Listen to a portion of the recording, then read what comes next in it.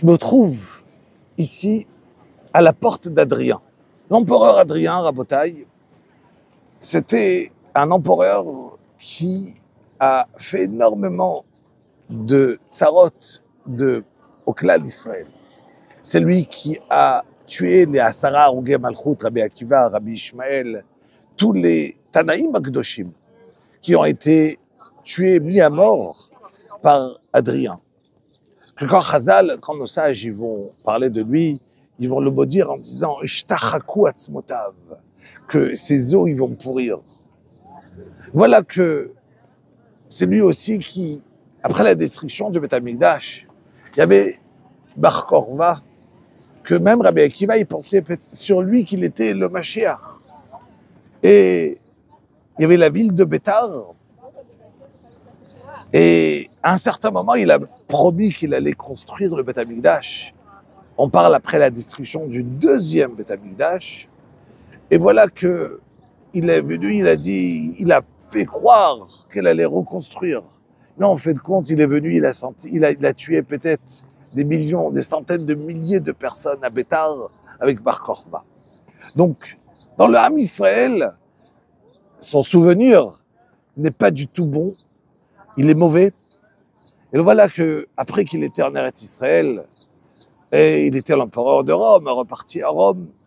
Donc, en passant par ici, par Athènes, ils ont construit ce Sha'ar HaNitzachon, cet comme arc de triomphe qui a été construit. La Gemara raconte dans Choulin qu'une fois il y avait l'empereur qui a voulu parler avec Talmidei Chachamim, les sages. Et il a demandé la question à Rabbi Yeshua ben Hanania. Il lui a dit, voilà, je veux voir votre Dieu. Il lui a dit, impossible, tu ne pourras pas. C'est impossible. Il lui a dit, monsieur l'empereur, je veux absolument le voir. Il lui a dit, Rabbi Yeshua ben Hanania, tu sais quoi, il n'y a pas un problème. Ce qu'on va faire, tu vas tout simplement sortir avec moi. Au mois de Tammuz, imaginons en plein mois de juillet, août. Il lui a dit, voilà, tu vas regarder le soleil, petite minute, lève les yeux vers le soleil, regarde. Et voilà que l'empereur lui dit, mais c'est impossible, comment tu veux que je regarde le soleil? Je vais me brûler les yeux. Il lui a dit, alors, toi qui me demandes de regarder Akadosh Baruch Hu, quand tu veux, quand tu n'arrives même pas à regarder l'esclave, est-ce que tu ne veux même pas regarder ce que Akadosh Baruch Hu, qu'est-ce que Hachem, il a créé, tu n'arrives pas. Alors toi, Adrien, tu veux réussir à voir Akadosh Baruch Hu. La Gemara continue, elle raconte, elle lui a dit, j'ai envie de faire une séouda, un repas pour votre Dieu. Il lui a dit, pas de problème, tu sais quoi? Tu vas faire un repas et ce que tu vas faire, tu vas me préparer pendant 6 mois pour des milliers de personnes. Tu repars parce qu'Akadosh Baruch Hu, quand il va arriver, il va pas arriver tout seul. Il va arriver avec tous ses méchantim, tous ses serviteurs. Et là, Akadosh Baruch Hu, il va pouvoir venir. Il lui a dit, pas de problème. Il a commencé à préparer, il prépare. Voilà que passe 6 mois, arrive le jour où il y a le banquet qui doit être ouvert, il y a une pluie torrentielle qui arrive et que tout est abîmé, tout part à l'abandon. Il se dit, waouh, qu'est-ce qui m'est arrivé? Je recommence. Il reprend encore 6 mois. Et Rabbi Yeshua, il rigole. Tu crois réellement pouvoir donner à manger à Kadosh Baruch Hu et à ses méchartim et à ses serviteurs?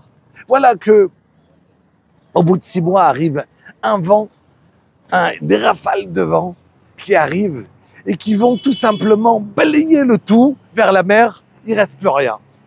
Il se dit, qu'est-ce qui se passe? Comment c'est possible? Comment je vais réussir une fois à préparer? Il lui a dit, Rabbi Yeshua ben Hanania, regarde, celui qui est arrivé là, c'est juste celui qui fait le balai. C'est le Mesharet, le serviteur d'Hachem, qui fait le balai, le vent. Il est passé aussi, celui qui fait la spongia, qui lave le parterre, la pluie. Et toi, tu veux imaginer à donner à manger à tous les malachim, à tout le monde. C'est un exemple pour lui faire comprendre que c'était impossible. Donc, Rabotaï, cet homme-là qui a été créé, il a disparu. Notre Torah, elle est restée. Mais c'est vrai que il est là. Depuis, on attend toujours la déconstruction du Beth Amikdash. Alors, les Yévanim, les Grecs, ici à Yavan, ils étaient là. Ils ont d'un côté posé leurs pierres, ils ont posé un petit peu leurs réflexions. Mais nous, l'âme Israël, on est toujours là à demander à Kadosh Baruch Hu le Beth Amikdash. Crions, demandant à Kadosh Baruch Hu, et Be'ezrat Hashem, eux, ils ont disparu. Aujourd'hui, leur valeur, il n'y a plus rien. Mais nous, Am Israël, Chai, on est toujours là et on demande à Kadosh Baruch Hu, parce que tout le temps qu'on va demander à Hashem, le Beth Amikdash, c'est qu'il est encore vivant. Dans nous, il viendra Bekarov, Mamash.